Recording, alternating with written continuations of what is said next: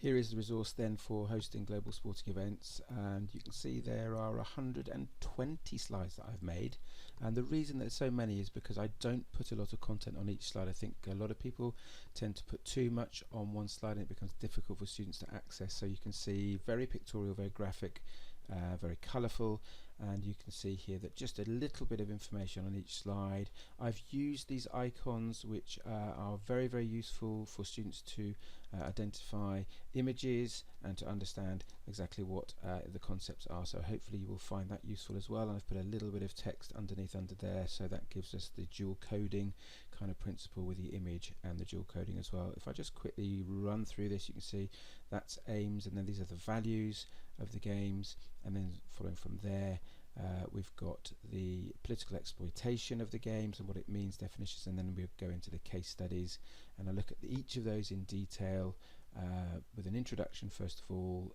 lots of images, and then explanations as to what happened in each of those games, and you can see there's lots and lots of detail there.